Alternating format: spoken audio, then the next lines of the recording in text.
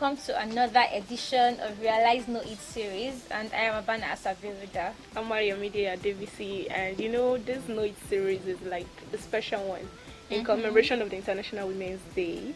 And we're going to be talking about some women who have been able to make it for themselves, like broken like the proverbial glass ceilings in this generation of inequalities here and there. They've been able to step out they've been able to make names for themselves, step out and be able to do something tangible for themselves and their families, and that is what makes these women particularly special. So I guess you like to go first.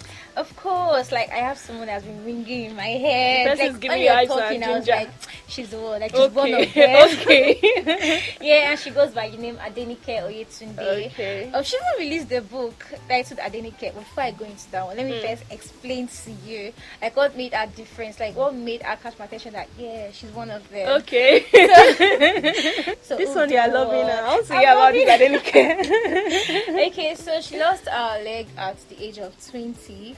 20. Unfortunately. That's drastic. But because 20 is just that particular time between teenage years and adulthood, and this is something that you've already mapped out plans for your life, and then something just comes. 20 is when you feel like your life is just getting started, you are about to bam bam. There's a series of 20s stuff now these days, in your 20s you should be this, you should be that. And she said when she was giving her story to Punch during an interview, she said when she was diagnosed with a bone tumor, cancer. Wow. Actually, she fell down and the blood kept clotting, and at the end she had to cut off the leg. She had to be amputated. So she said when she had the bone tumor and stuff, family members and people were like, probably she was cursed, or maybe I can imagine, and then they'll bring in the African side to exactly it. Yeah. So she didn't really have much people to stay with her and stuff, but thank God she was able to stand up, because she went through the therapy stage, the recovery stage and all that stuff. But it's not easy for an amputee to become a special assistant to the governor of Lagos for people with disability organization. All up. Special assistant. Exactly. That's interesting. To the governor of Lagos. And the thing is, assuming you were even having it right from a very tender age, you've come to live with it.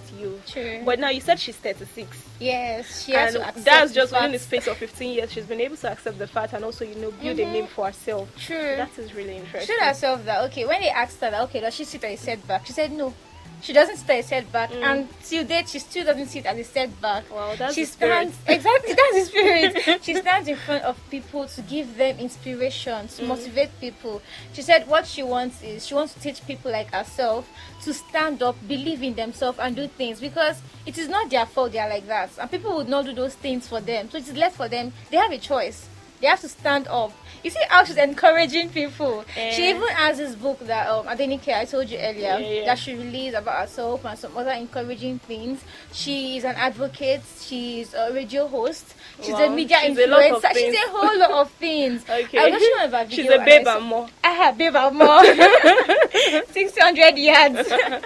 Okay, so I watched this video of her on YouTube, and she stood on the podium and she was with the microphone. And the first thing that caught my attention before the words was the charisma, the vibe. There was nothing like any self-consciousness. There's or some people anxiety, that you see and you feel like, God, I want this kind of grace. Seriously. the way they carry themselves with elegance. Leg, she was still able to, stroll in and be herself. She walked to the walk. Exactly. For real.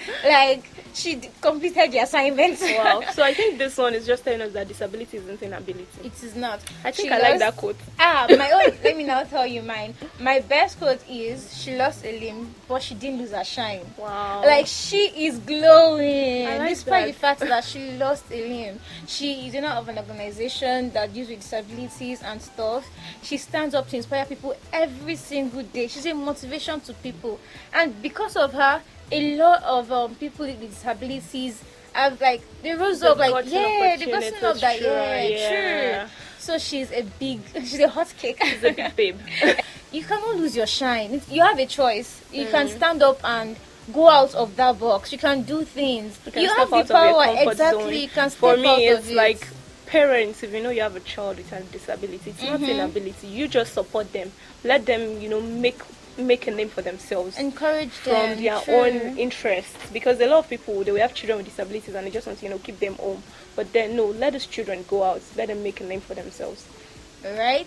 So you've heard us. So disability isn't inability. You've not lost your shine. You can still do it. So stand up and get started. Okay, we'll meet you at the top. Okay, we're rounding up this Series, and that's the end of the series. So watch out for our next series. We'll still be talking about women breaking glass ceilings. Bye. Yeah.